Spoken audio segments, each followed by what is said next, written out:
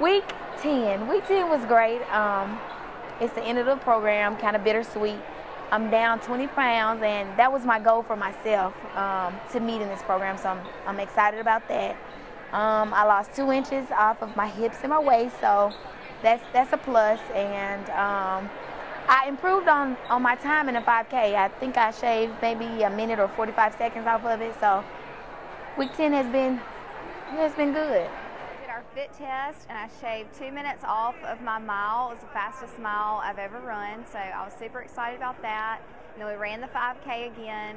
It's a tough 5K. It's downtown, so it's hills everywhere, so I was excited about completing that again.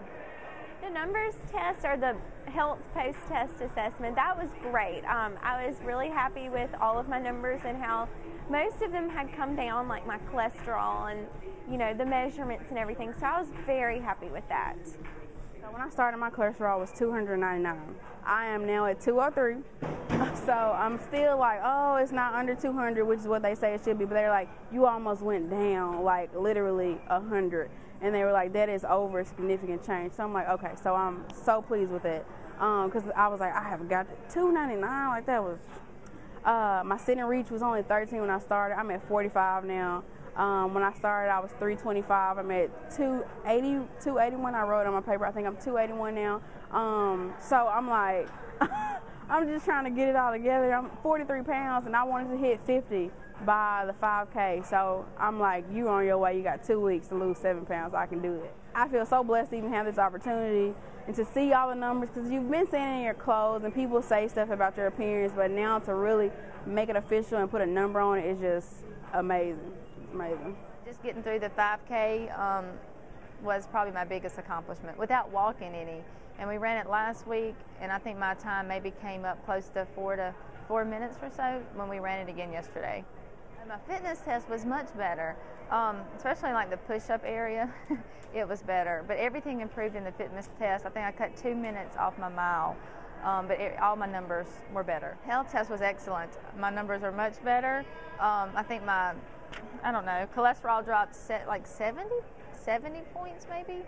I don't know what, anyway, but all my numbers looked good. I've been faster on everything in our post-fitness test. I got way better. So just seeing the numbers at the end of it has really been amazing. You know, you can really feel successful at the end. The numbers today were really good. I really wasn't that high on my blood sugar and cholesterol and stuff. I was about normal. So those kind of stayed the same. But as far as like inches that I've lost, I think I lost about 2 inches, so that's good. Yeah, everything's been better. I'm faster at everything. I did a mile in 12 minutes and something seconds, which is amazing to me. My 5K stayed the same though. I've lost like 7 inches total. I've lost 34 pounds. My blood pressure went down. My cholesterol went down. Like, everything's better. Like he said, I might not need blood pressure medicine if I continued to work out and watch my sodium. So it's all better. I've learned that I don't have to quit when things get hard, because normally with physical activity, I feel like it's pushing me too hard, I just stop and I say, well, I could do that if I really wanted to, but I don't have to because I know I could do it. So this has shown me that I have to actually do it to say I can do it. In order to get the results that I want, I have to be consistent. So that's one thing that I'm going to take away with me, and that's one thing I'm going to do. I'm going to be consistent in whatever it is that I'm going to do. Probably the most important thing that I've learned is the nutrition part. I've always been a runner, but I've never really been conscious of what I've been putting in my body. So probably that was the biggest thing that I'm going to take away from this.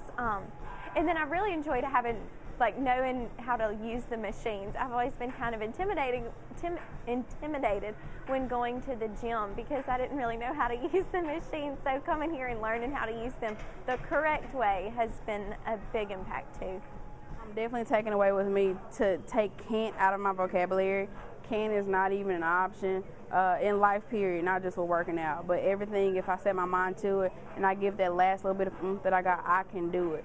So I'm amazed with that, and I'm so excited that I have a new willpower that I didn't even know existed, even from when I played sports. Like, I mean, it's because now I'm like, you're twice the size, and your fight has just gotten so much bigger, and the determination, the drive, and making it a lifestyle. Like I feel like I've made a covenant with myself. This is just not 10 weeks, this is for life. So that's what I'm going to carry. I have learned that it's mental. It's mental. Like when I'm out doing the 5K or running, exercising, and I have a partner, I'm more likely to stick with it and not quit when I start getting tired. And so I've got to keep working on that, because I'm not to that point where I don't quit yet on my own. But I'm taking with me my eating habits and just the exercises and some of the things that we've learned that I can do at home on my own. The best thing I'll take away with me is the love to run. I hated running. I was not a runner, and I still tell people I'm not a runner, but I really enjoy it. I enjoy getting out on my street in the morning and running, and that's the best thing I can take away from this. And I have motivation. I want to do it. Before, you'd have had to pry me to go for a run on a street. Now I actually want to do it. I got to taste the adrenaline rush of enjoying running, like enjoying the workout, and it's just a learned love for exercise that I didn't have. I have a teammate, Jill, and before she started the program, she wasn't really a runner. But by the end of the program, she's leading us. We're all depending on her to get us through the 5K. We depend on her for a pace, and I can see that she's really, really improved, and her work has paid off. Everyone here is so supportive. That's what I was excited about. We're not competitive. We're competitive against each other, with everyone else having support. I mean, every activity you can see it. It's not one specific story. It's throughout the whole thing, every day, all day.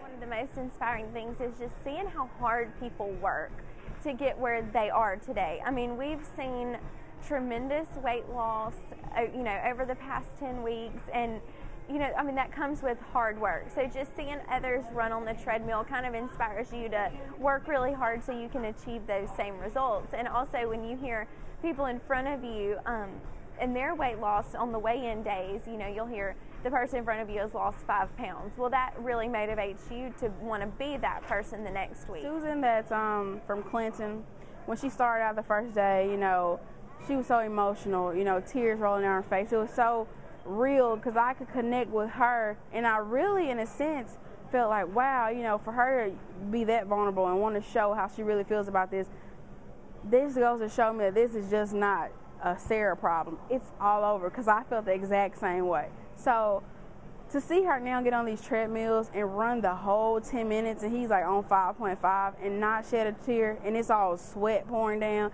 and for her to say, I can do it, every time she strides, I can do it, I can do it, I can do it. And I asked her, I said, Susan, I said, could you run a complete lap the first time? She's like, no. So people that have that kind of drive and that kind of determination, she's had knee replacement, hip replacement. I'm like, you have no reason not to get out here and do it. And it just pushes me, because that's truly, in my opinion, like Paul says, pain is weakness leaving the body. And she wasn't a victim of her circumstance. She always motivated me. Jeter, I think she cut 9 minutes off of her mile the other day, and the last one I walked with her, really for me to encourage her to get her, but just she's been an inspiration to me, for me to see her put as much time and effort as she's put into it. I really like how Team Clinton gets together with their teammates as a group, and they really work together on the weekends and stuff like that. And I think that as schools, we should all take that away with us. I think we should get together within our school, and we should all work to be healthier for our kids. I've seen friends that have gone through injuries or just physical pains that they had before and still push through it and push as hard as they can. And that has been awesome. The cheering on, the knowing that they've got your back, or that they're, we talk to each other. I mean, just our friendship and our team has just been solid. And that has been cool, because usually in the summer, I might talk to 2 or 3 teachers and that's it.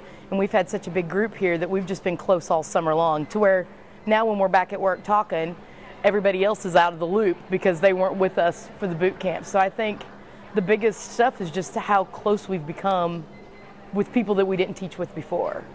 You got to do it. There's nothing like it. It's an awesome opportunity. He's going to push you, and he wants you to succeed. And I mean, you can't miss this opportunity. I just encourage them to do it, because it's a life-changing experience, and that this is a one-time thing, a one-in-a-lifetime thing, and they'll be really really happy if they go through the program. I would probably tell them that it's really hard in the beginning, but once you reach that halfway point, you start seeing major changes, not just in your appearance physically, but also in the way you feel. And it's a whole lifestyle change that I think is very necessary for a lot of people. 2 words: do it, with a million exclamation points. It's not even a question as to how or why, just do it, because not only is it going to improve your healthier stance on living, but they're going to have so much energy, and the response they get from people, then your clothes look better. I mean, you're just a new person, like inside and out, and we have to do it together, and we have to stick together as a state to ensure that the message is perceived statewide. I don't just want it to be Jackson, but I think everybody should jump on the bandwagon, and no matter how hard it seems, you're going to be hot. Blood, sweat, and tears is what I call it, but it's all worth it in the end. Pain is weakness leaving the body. That's what I would definitely tell them. I already have one student in mind that I really want to do it, and I need to find out the details. But she's known that I've done it this whole entire time, so I've told her stories every day when I've come in, so she kind of already knows, a little bit about it. But for her lifestyle, she holds a state record already in track, and it would be great for her to be physically fit. And I'm fussing at her all the time about going through the drive-through and getting 2 double cheeseburgers and everything in her soft drinks. And so it's gonna be worth a challenge for her. I would tell them to do it. If there's any question, just do it. Take that jump and do it. It's the best thing you'll ever do for your life, and it's not 10 weeks. It's a lifestyle change. You will be better for it. I would tell anybody they're crazy not to do it if they have the opportunity. I think it's something anybody can do. I think if you don't do it, then it's not because you can't do it, it's because you don't want to. Because it's not something that anybody can't do. So you're either going to take a chance and take the opportunity, the gift, or you can choose not to take the gift. But if you're going to take the gift, then put 110 into it. Don't halfway it.